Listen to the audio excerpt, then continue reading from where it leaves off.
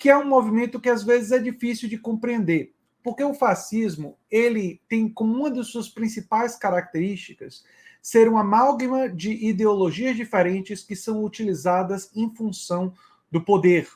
O poder, a aquisição e a manutenção do poder sempre foi, e a concentração, sempre foi uma das características fundamentais do fascismo. Mas o fascismo tem algumas outras características típicas que se repetem nos diferentes movimentos, nas diferentes denominações e que nós podemos ver.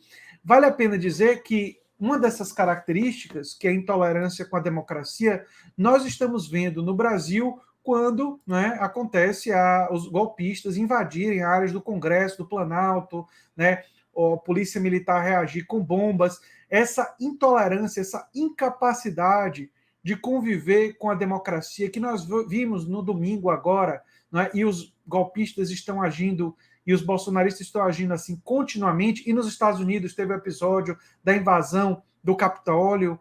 Quer dizer, essa incapacidade de viver e conviver com a democracia é uma das características do neofascismo, e do fascismo sempre foi incapaz de conviver com a democracia. Bem, vamos às características fundamentais do fascismo eterno, como caracterizou Humberto Eco. Uma delas, o retorno ao passado mítico.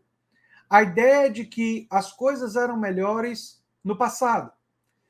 Para os italianos, é um retorno a Roma e o poder de Roma, e Roma controlando o mundo.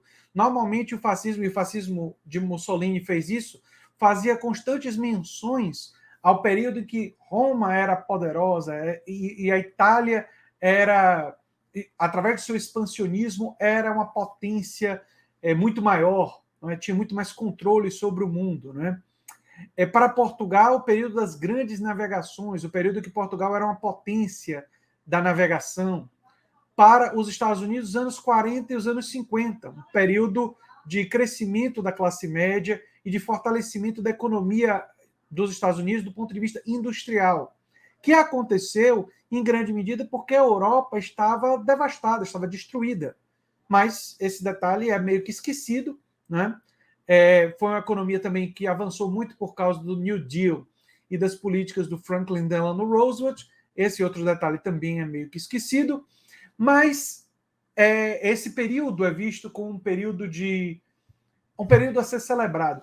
E no Brasil, para o bolsonarismo, o período que foi escolhido como o período do passado mítico, para o qual você projeta esse ideal de sociedade, foi o período da ditadura militar. O Bolsonaro várias vezes falou que se você perguntar para os seus avós, para os seus pais, vocês vão ver um retrato da ditadura militar como um retrato positivo, que a educação era melhor, mas se esquece de dizer que era para poucos, né? Vão dizer que o Brasil estava crescendo, mas vão se esquecer de dizer que tinha muito investimento estatal, vão dizer e se esquecer de dizer das torturas, da violência, da censura. Tudo isso vai ser minimizado pelo fascismo ou vai ser justificado pelos fascistas como algo necessário para combater a ameaça vermelha. Os vermelhos, os comunistas. Enfim, uma das características do fascismo, e essa característica vai se repetindo, é essa ideia de retorno ao passado mítico. Para os que se veem privados de identidade social, o fascismo diz que seu único privilégio mais comum a todos é ter nascido no mesmo país. Essa é a origem fundamental do nacionalismo dentro do fascismo. E assim, na raiz psicológica do fascismo está a obsessão do complô, possivelmente internacional.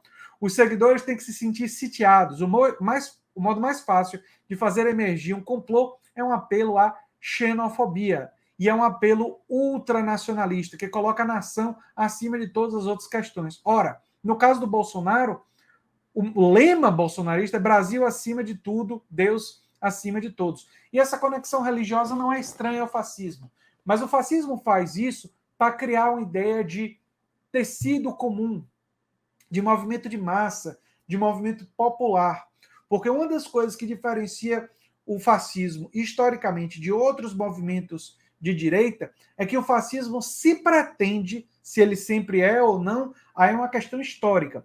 Mas ele se pretende popular, ele se pretende um movimento de massas, ele se pretende reunir multidões. Por isso que para Bolsonaro era tão importante mostrar fotos aéreas quando eles conseguiam reunir muitas pessoas em determinados locais. Por isso era tão importante enfatizar o chamado data povo, não é? Mostrar a população, porque se pretende um movimento de massas ultranacionalista. Só que o nacionalismo, tanto do Bolsonaro quanto do Trump, é um nacionalismo de símbolos, é um nacionalismo de simbologia, porque ao mesmo tempo é um nacionalismo fake, como aliás muita coisa, né? Porque ao mesmo tempo que se colocavam junto com esses símbolos da bandeira, né?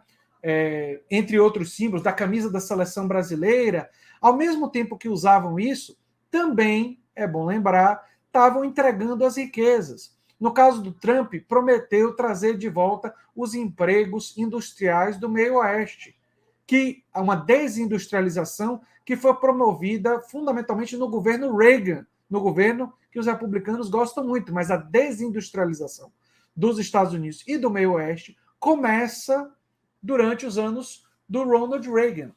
Foi aprofundada, é verdade, em governos democratas também. O Bill Clinton favoreceu essa desindustrialização. Mas isso vem já há bastante tempo. O Trump diz que vai trazer os empregos de volta e é, obviamente, uma grande mentira. Bolsonaro diz que vai defender os interesses nacionais, mas, ao mesmo tempo, planeja vender as riquezas nacionais a estrangeiros e privatizar, inclusive, a Petrobras. Não conseguiu, mas se dependesse do Guedes, queria fazer, né?